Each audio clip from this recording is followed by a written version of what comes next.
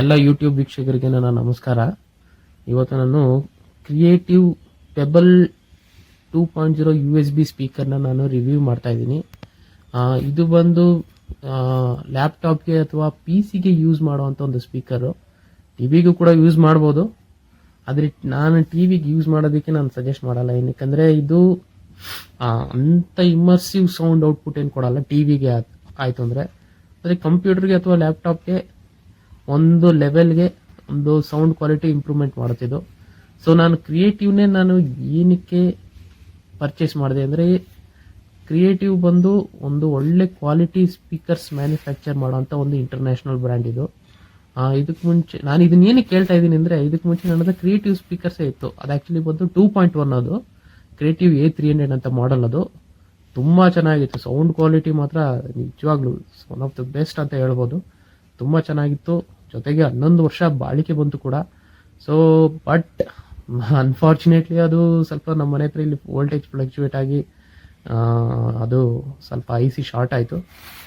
ಹಾಗಾಗಿ ಈ creative pebble ಅಂತ ಒಂದು ಸ್ಪೀಕರ್ನ ಪರ್ಚೇಸ್ ಮಾಡಿದ್ದೀನಿ.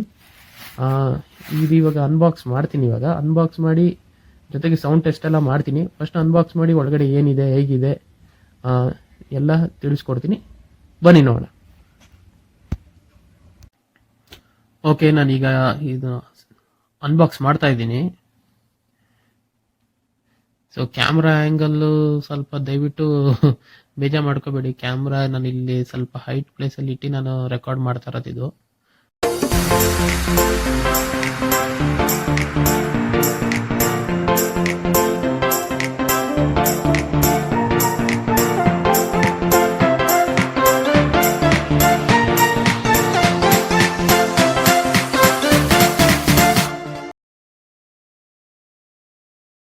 ಮತ್ತೆ ಯೂಸರ್ ಗೈಡ್ ಇರುತ್ತೆ ಇದರಲ್ಲಿ.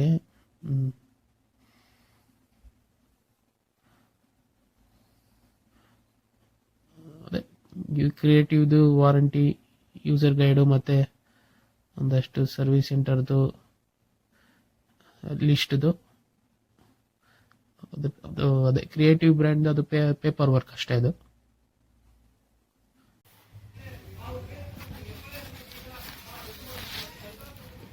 ಸ್ಪೀಕರ್ಸ್, ಇದು ಬಬಲ್ ರ್ಯಾಪ್ ಪ್ಯಾಕೇಜ್ ಅಲ್ಲಿ ಬರುತ್ತೆ ನಿಮಗೆ.